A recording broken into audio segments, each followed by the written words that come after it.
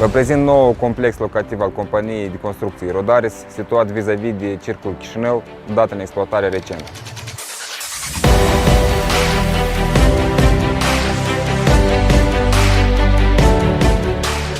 Complexul dispune de apartamente cu 1, 2 și 3 camere, spații de depozitare și parcare subterană în 3 nivele.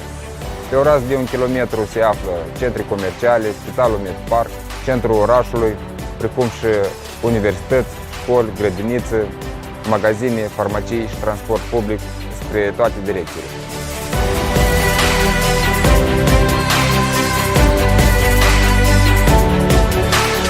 Complexul are 3 scări, 9 etajuri locative, acces la lift la toate nivelele de parcare.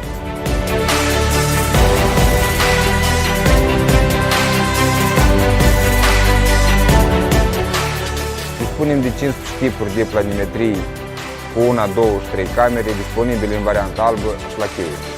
Toate apartamentele sunt fonoizolate, sunt instalate centrale termice la fiecare apartament individual, cu sistem de încălzire prin pardosele și calorifere. Este prevăzut drenajul la condiționare în toate apartamentele, sistemul electric, geamuri panoramice cu 3 rânduri de sticle 4S și pervazurile din marmură.